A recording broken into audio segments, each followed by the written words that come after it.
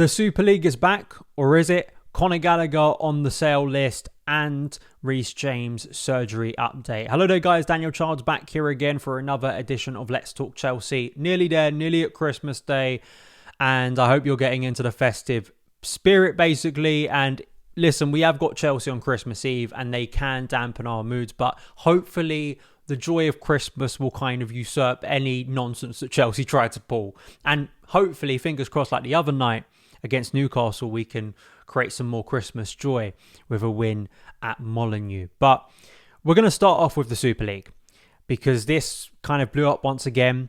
It kind of felt like we were back in April of 2021 and maybe I'd be out on the streets with many other Chelsea fans protesting. Luckily and quite comically, Super League 2 failed harder than Super League 1 in terms of how quickly clubs came out to reject this idea, not even joining it. But I think we have to talk about it again because it still is an existential threat. And I want to give my opinions on it because things have changed at Chelsea that relate to this issue. Things have changed within football and people's perspectives have changed over this to kind of soften to the idea of completely rejecting the Super League because of the current problems within football. Now, I still think that the Super League is an awful idea. I think at its core, it's a tragic idea. But let's go through the key info that has come out in recent days in case you haven't read all of it, in case you've missed some of it, because it is a busy time of year, obviously. So this all has to do with a ruling from the European Court of Justice in Luxembourg that stated that European governing bodies, FIFA and UEFA, had abused a dominant position by threatening the Super League clubs and their players back in 2021 with sanctions. It also said that rules that demand prior approval from inter-club football projects were unlawful and that their exclusive control in negotiating commercial rights for competitions were a restriction of trade.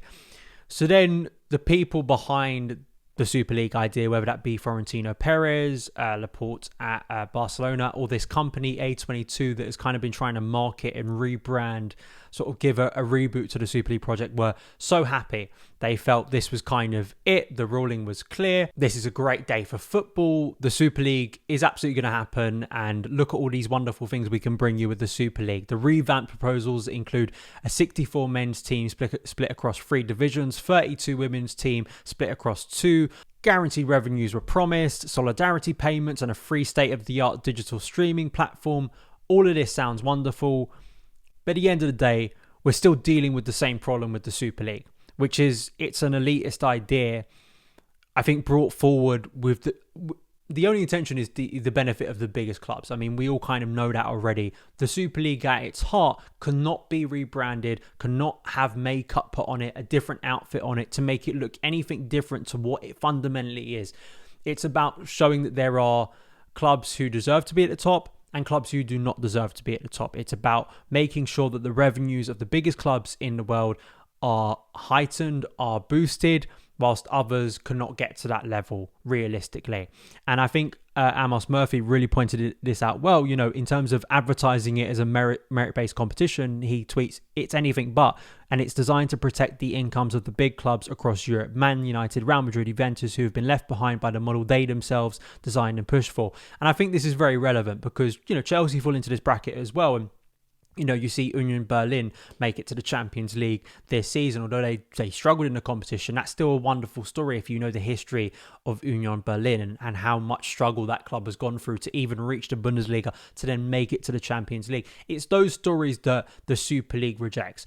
And as that famous, iconic, wonderful sign said, we want our cold nights away in Stoke. We want to have a balance where football clubs like Chelsea do have to play in the FA Cup third round against Preston, do have to go away to Luton in the Premier League because Luton have gone from the Conference to the Premier League. All of these things are fundamental to football. And we can agree and defend with that and say that that's important to cherish and defend. But then also we can admit and talk about the fundamental problems that stay within the current game.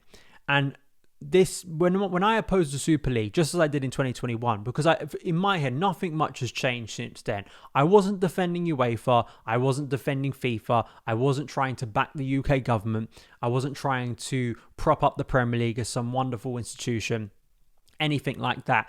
it was a rejection of the idea. We still know there are serious problems with football. Football is broken. It's broken so much that there are fans of clubs in the Championship who do now ponder what is the point of getting promoted, because the financial gap is so severe that when you get up to the Premier League, as we've seen with the 3 promoted teams this year, the opportunity to seriously compete and not just get relegated back to the Championship, it looks more and more realistic that gap is only going to get wider in the upcoming years. I think that is absolutely a fair point. We can talk about the disparity in finances between the Premier League and other top European leagues that, creates that chasm where clubs are losing their best players. And is that the right way to go about ownership issues, moral, ethical questions?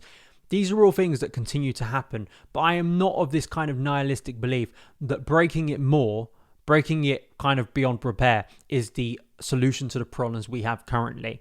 That for me is just defeatist, and I'm not going to support it. I'm not going to sit here and kind of go, well, the Super League actually ain't that bad because, well, we've got the Super League already.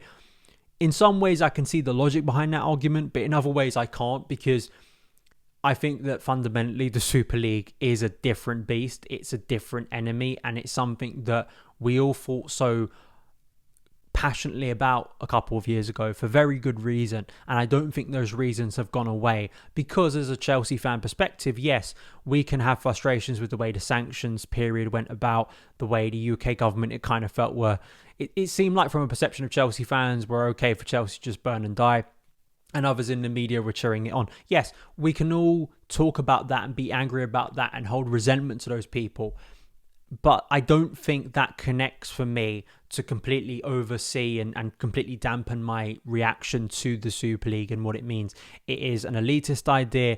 It's about protecting the biggest clubs. It's about removing jeopardy, a lot of jeopardy from football. I think in the long term, it's also about ripping clubs from their communities, really, and creating an exhibition type situation where we see games on a regular basis across the world, really. And that's not to try and have a go at international fans, but there's a reality of clubs being in their local community and what that means to their local communities and what football clubs mean beyond just what happens on a Saturday at 3 p.m. Less and less, as we know, with TV broadcasting rights. Yeah, that's another point.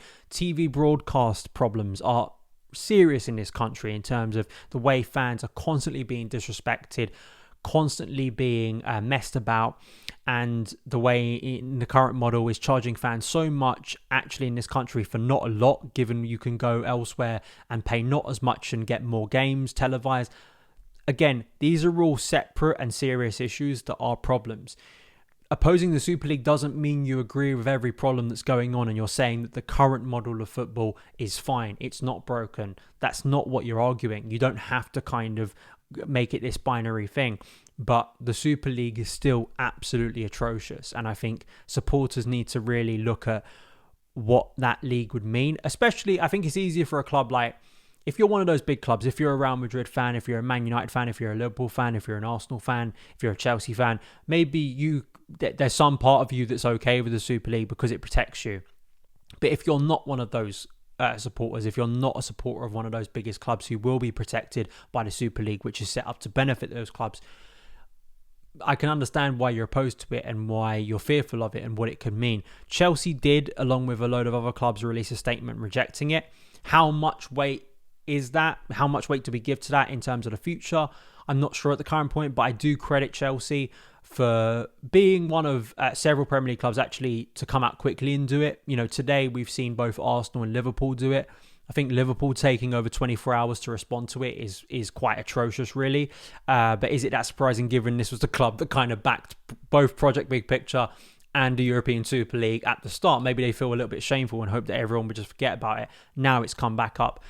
I know we spent a lot of this show talking about this, but when we talk about the Super League, we are talking about something so much bigger than just a specific club, and I think it is relevant to still give you my thoughts and to talk about it and to address it, even though hilariously it looks like once again it's dead on arrival, which is the way it should be, because the Super League deserves to be dead and buried in the bin, gone, vanished, Thanos snapped out of existence, because that's absolutely where it deserves to be. So let's move on to some Chelsea-specific stuff, and we're going to talk about Conor Gallagher.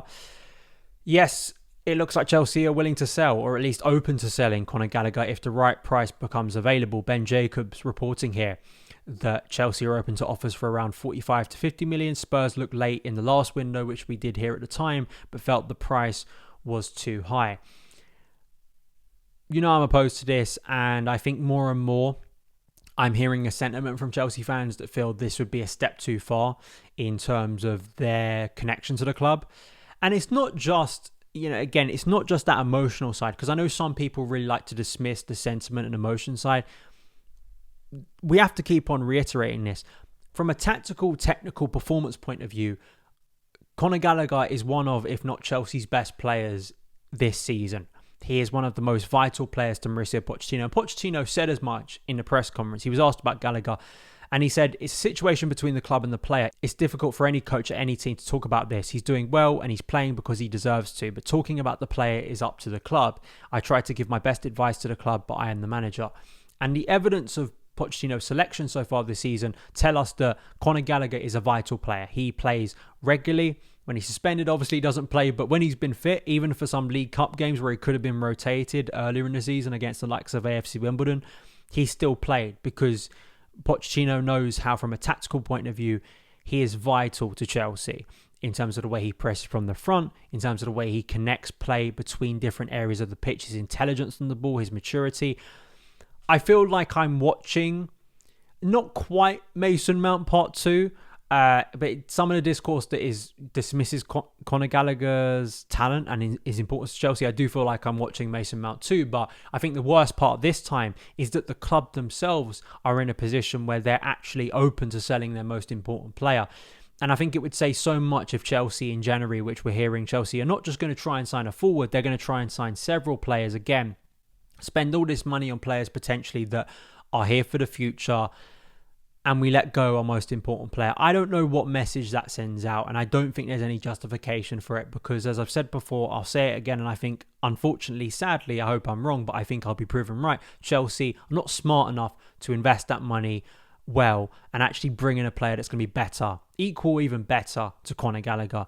So I think they're treading a dangerous path, and I think serious questions have to be asked about the judgment of the sporting directors who are coming to these conclusions when you look at the evidence of performance, what it means for Chelsea in the future, what it means for the relationship between fans and the ownership and the club. I think that is absolutely relevant, but what it probably says to Cobham graduates in the future, that this is the best you're going to get, and you're just going to be let go even though you're one of the best players, even though you've said how much you love Chelsea and how committed you are to the club. That apparently doesn't matter. And even if the coach is playing you and regards you as a key player, we're still going to sell you in January. So nonsense, it really is. The final thing to speak about is obviously Reece James had his surgery on his hamstring injury. I think this is really great news.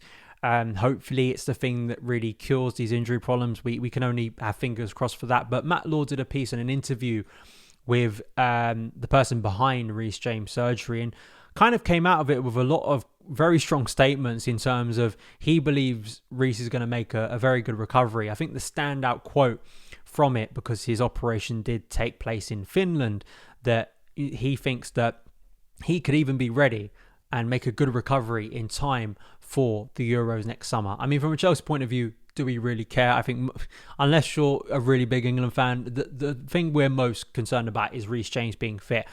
Matt Law also says in this that it looks like he's going to be out for 3 to 4 months. I thought when he had a surgery, he'd be out for the season. That may still be the case if Chelsea are going to really be cautious with Reece James, which I think is the smart play here. But at the same time, I just really hope that this is the thing for Reece, because he put out this statement on Instagram sort of talking about facing hate and criticism. We know the abuse and hate is absolutely despicable from Chelsea fans online. I've constantly opposed it. In terms of criticism, it's unfair if people are really having a go at Reece and having a go at him for getting injured like it's his fault. And I've said this before, when I talk about the frustration and reality of Reece James' injury problems, that's not trying to have a lack of sympathy or empathy towards his current situation. It's just frustrating. It's frustrating for all of us, right? Because we know how wonderful a talent he is. I just really hope that this is the thing that can solve the problem. Because I will say this again, and anyone that thinks I don't value Reece James, anyone that thinks I don't rate him, I think if Reece James stays fit for a majority of a season, he easily wins Chelsea's best player of the season. I think he probably comfortably makes the most goals, creates the most goals, is involved in the most goals for Chelsea during a season. And I think he probably gets into team of the season. He's probably right up there for player of the season in the Premier League. That's how good and influential a talent he can be. But he can't be if he's injured. So I think this has obviously been a careful decision for him to make. He's clearly considered it. I think the club has considered it. That's the right thing, because it's not just about the next 6 months for him. It's about the rest of his career. And hopefully it's the right one. We pray. So best of recovery to Reece James. I hope he comes back an even better player. So those are my thoughts today. That is the news. Thank you so much for taking the time to watch or listen to it. Follow me across socials at SonOfChelsea, and I will see you again very soon. All the best.